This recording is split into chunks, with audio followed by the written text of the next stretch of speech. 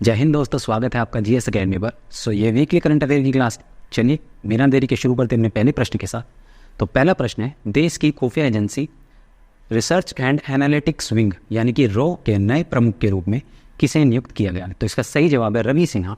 अब रवि सिन्हा को प्रमुख बनाया गया है। यहाँ से प्रश्न बनता है, रॉ की स्थापना कब हुई थी? याद रखिएगा 1968 में, 1968 में इसकी स्थापना की गई थी। इसका मुख्यालय जो है दिल्ली में इसका मुख्यालय है। अगला प्रश्न है, भारत की पहली महिला कबड्डी लीग का आयोजन किस शहर में किया जा रहा है? तो इसका सही जवाब है दुबई। अब यहाँ से प्रश्न बनता है, दुबई है कहाँ? तो याद रखिएगा यूएई यानी कि संयुक्त अरब अमीरात की राजधानी जो है दुबई है।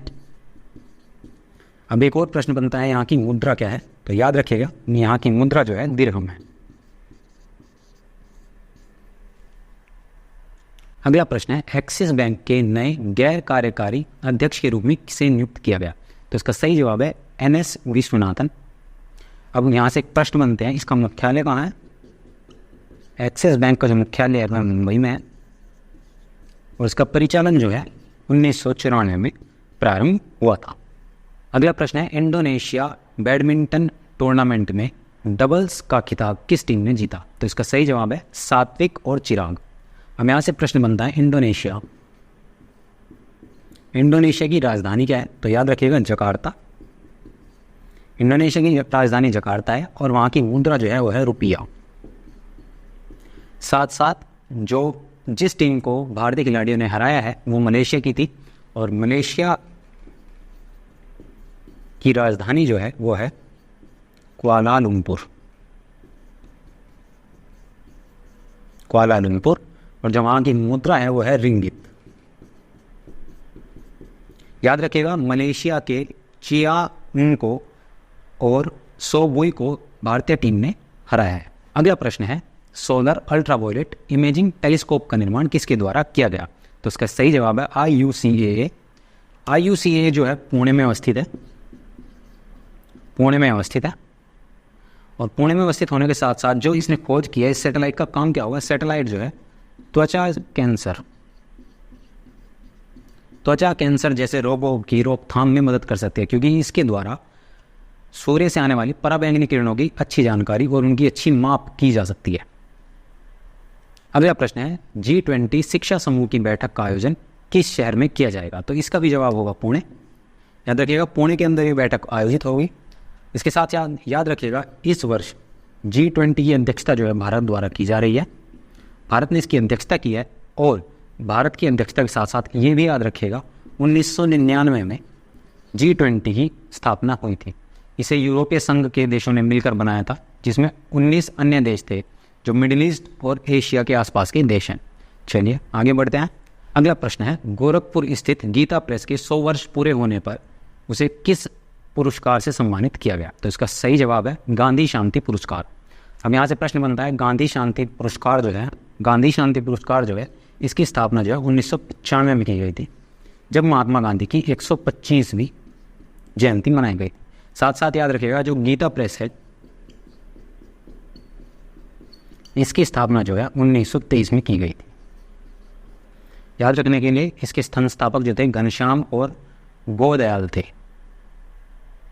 अगला प्रश्न है, भारत ने किस देश की टीम को हराकर इंटरकॉन्टिनेंटल कप जीता? तो इसका सही जवाब है लेबनान। याद रखिएगा इंटरकॉन्टिनेंटल कप जो है 2018 से होना शुरू हुआ है। 2018 से इसे इंटरकॉन्टिनेंटल कहते हैं। इससे जस्ट पहले इसे नेहरू कप के नाम से जाना जाता था। यानी कि इससे पहले जो होता था नेहरू कप होता था, उसके बाद जो है इंटरकॉन्टिनेंटल कप होने लगा है। इसके जो स्पॉन्सर हैं याद रखिएगा हीरो मोटरकॉर्प है। हीरो मोटरकॉर्प इसके स्पॉन्सर के रूप में कार्य करते हैं। चलिए आगे बढ़ते हैं। अगला प्रश्न है, भारतीय आर्थिक व्यापार संगठन ने किसे यूएसए के ईस्ट कोस्ट पर नए निर्देशक के रूप में नियुक्त किया है? तो इसका सही जवाब है नूतन रिंगटा को इस पद पर नियुक्त किया गया है। याद रखिएगा भारतीय व्यापार संगठन जो है इसका काम क्या है? विदेश से जो कंपनियां या जो भी इन्वेस्टर्स भारत में निवेश करना चाहते हैं उनको सलाह, उनकी सहायता के लिए इसका निर्माण किया गया है। याद रखना 2013 में इसका निर्माण किया गया था। चलिए आगे बढ़ते हैं। अगला प्रश्न है, एशियन चैंपियनशिप में भारत की ओर से प्रथम महिला तलवारबाज खिलाड़ी कौन बनी? तो इसका याद सही जवाब है भवानी देवी। भवानी देवी ये प्रथम महिला है जिन्होंने तलवारबाजी में एशियन चैंपियनशिप में पदक जीता है। सो ये अपने आप में एक इंपॉर्टेंट प्रश्न बन जाता है सभी आने वाले एग्जाम्स के लिए। चलिए आगे बढ़ते हैं। अगला प्रश्न है, SDAT WSF स्क्वैश विश्व कप किस टीम ने जीता? तो इसका सही जवाब है मिस्र। याद रखिएगा मिस्र ने जो है मलेशिया को फाइनल में हराकर ये कप जीता है। साथ साथ याद रखिएगा इसका आयोजन जो है भारत में चेन्नई में हुआ था। चेन्नई के अंदर इसका आयोजन हुआ है। चलिए अगले प्रश्न पर चलते हैं। अगला प्रश्न है, भारत ने किस देश को स्वदेश निर्मित मिसाइल कॉर्वेट INS कृपाण गिफ्ट में दिया, यानी उपहार में दिया? तो इसका सही जवाब है वियतनाम। वियतनाम को यह पुरस्कार में दिया गया है, उपहार के रूप में दिया गया है। साथ साथ याद रखिएगा यहाँ की जो मुद्रा है उसे डोंग कहते हैं। डोंग जो है वियतनाम की मुद्रा है। इसके अलावा यहाँ की जो राजधानी है उसे हनोई कहते हैं। हनोई जो है वियतनाम की राजधानी। भारत के राष्ट्रीय खेलों, अगला प्रश्न है, भारत के राष्ट्रीय खेलों का 37वां संस्करण कहाँ आयोजित होगा? तो इसका सही जवाब है गोवा, और ये अक्टूबर माह में शुरू होने वाले हैं। अक्टूबर माह में इनका आयोजन होगा। अगला प्रश्न है, किस भारतीय खिलाड़ी ने शॉट पुट में राष्ट्रीय तथा एशियाई लेवल का रिकॉर्ड तोड़ दिया है? तो इसका सही जवाब है तेजिंदर सिंह तोर। इन्होंने 2021 में 21 मीटर तक गोला फेंक में रिकॉर्ड बनाया था, अब दोबारा से इस रिकॉर्ड को तोड़ दिया है। चलिए अगले प्रश्न पर चलते हैं। आगे चलने से पहले अगर वीडियो अच्छी लग रही हो तो लाइक शेयर ज़रूर करना और चैनल को सब्सक्राइब कर लेना ताकि आगे भी आपको इस तरह की इंटरेस्टिंग वीडियोज़ मिलती रहे। अगले प्रश्न की बात करते हैं। हाल ही में RBI के नए डिप्टी गवर्नर के रूप में किसे नियुक्त किया गया? तो इसका सही जवाब है स्वामीनाथन जानकी रमन। अब इन्हें नया डिप्टी गवर्नर बनाया गया है। यहीं पर प्रश्न बनता है RBI की स्थापना कब हुई थी? RBI की स्थापना 1 अप्रैल 1935 को हुई थी। याद रखिएगा 1935 को उसकी स्थापना हुई थी। राष्ट्रीयकरण जो है 1949 को हुआ था। 1949 को RBI का राष्ट्रीयकरण किया गया था और वर्तमान जो हैं इसके गवर्नर जो हैं उनका नाम है शक्तिकांत दास। शक्तिकांत दास नए गवर्नर के रूप में नियुक्त हुए हैं। ये 2018 में गवर्नर बनाए गए थे। डिप्टी गवर्नर के रूप में या डिप्टी के अभी जो हाल ही में डिप्टी गवर्नर बनाए गए हैं उनका नाम है स्वामीनाथन जानकी रमन। अगला प्रश्न है, भारत किस देश में हो रहे एक्सरसाइजर खान क्वेस्ट में 2023 के अंदर भाग ले रहा है? तो उसका सही जवाब है मंगोलिया। देखिए अब यहाँ से आपके लिए एक प्रश्न है, मंगोलिया की राजधानी और मंगोलिया की मुद्रा ये आप कमेंट सेक्शन में ज़रूर बताइएगा। ये आपके लिए होमवर्क की तरह है, कमेंट सेक्शन में इसका ज़रूर जवाब दीजिएगा। अगला प्रश्न है, अंतर्राष्ट्रीय स्तर पर 200वां मैच पूरा करने वाले फुटबॉलर का नाम क्या है? तो इसका सही जवाब है क्रिस्टियानो रोनाल्डो। देखिए याद रखिएगा क्रिस्टियानो रोनाल्डो 200 अंतर्राष्ट्रीय मैच खेलने वाले पहले खिलाड़ी बन चुके हैं।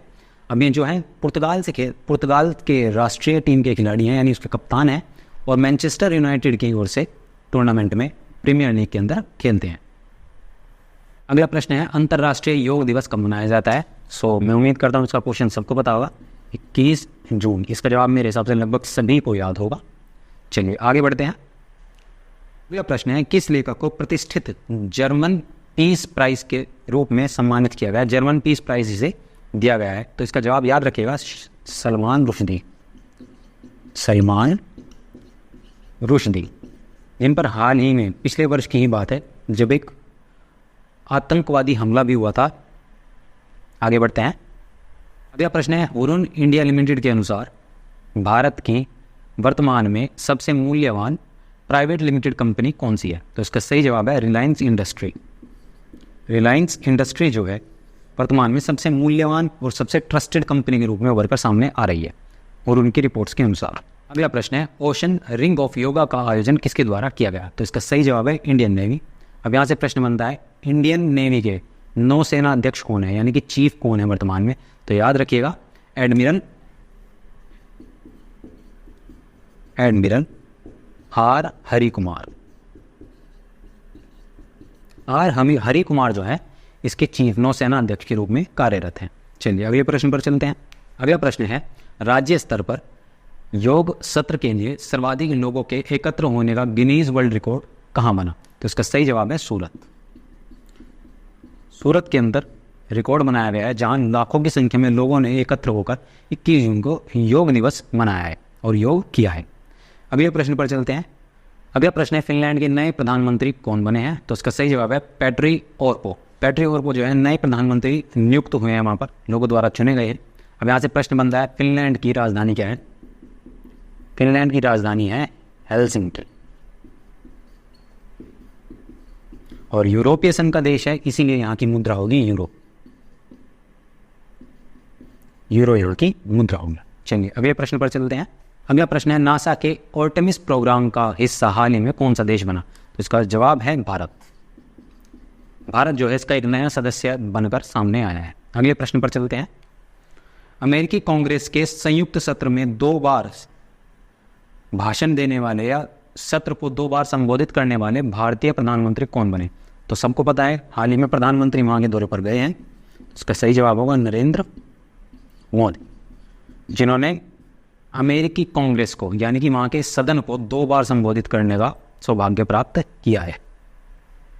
अगला प्रश्न है, इकोनॉमिस्ट इंटेलिजेंस यूनिट के अनुसार दुनिया का सबसे अच्छा रहने के लिए शहर कौन सा है? तो इसका सही जवाब है वियना। अब आपसे प्रश्न बनता है, वियना कहाँ है? तो याद रखिएगा ऑस्ट्रिया। ऑस्ट्रिया की राजधानी जो है वियना है और यूरोपीय संघ का देश है, तो इसकी भी मुद्रा क्या होगी? यूरो। अगला प्रश्न है, अंतर्राष्ट्रीय ओलंपिक दिवस कब मनाया जाता है? तो इसका सही जवाब है 23 जून। 23 जून को अंतर्राष्ट्रीय ओलंपिक दिवस मनाया जाता है। अगले प्रश्न पर चलते हैं। अगला प्रश्न है, इफ्को ने किस देश के साथ नैनो लिक्विड यूरिया के लिए समझौता किया? तो इसका सही जवाब है यूएसए यानी कि अमेरिका। अमेरिका के साथ इफ्को ने समझौता किया है। अगला प्रश्न है, किस राज्य की टीम ने पुरुष जूनियर हॉकी राष्ट्रीय स्तर के टूर्नामेंट को जीता है 2023 में? तो इसका सही जवाब है मध्य प्रदेश। मध्य प्रदेश की टीम ने चंडीगढ़ को फाइनल में हराया है, याद रखिएगा, चंडीगढ़ को हराया है। मध्य प्रदेश प्रथम स्थान पर और दूसरे स्थान पर रही है चंडीगढ़। और दोस्तों ये है आज का अंतिम प्रश्न। EIU के अनुसार दुनिया में रहने के लिए सबसे खराब शहर कौन सा है? तो याद रखिएगा दमिश्क। दमिश्क जो है वर्तमान में देखते हुए सबसे बुरी स्थिति में रहने के लिए है। अगर यहाँ पर निवास करते हैं तो वो सबसे बुरा होगा आपके जीवन के लिए। चलिए, ये राजधानी कहाँ की प्रश्न बनता है? तो याद रखिएगा सीरिया। सीरिया की राजधानी जो है दमिश्क है और यहाँ की जो मुद्रा है वो है पाउंड। तो दोस्तों ये थे आपके वीकली करंट अफेयर्स की क्लास। सो वीडियो अच्छी लगी तो लाइक ज़रूर करना और उन तक ज़रूर शेयर करना जिन्हें इसकी ज़रूरत हो, जिनके ये बेनिफिशियल हो। चैनल को सब्सक्राइब कर लेना, हम इंटरेस्टिंग वीडियोस डालते रहेंगे। और कमेंट सेक्शन में आपको पॉलिटी की क्लास भी हमारी मिल जाएगी। हम रेगुलरली इसमें काम कर रहे हैं। पॉलिटी की हम लगभग 5 क्लासेस डाल भी चुके हैं, 4 से 5 क्लासेस डाल चुके हैं, वो धीरे धीरे अपलोड होती रहेंगी। So stay tune with us. Thank you.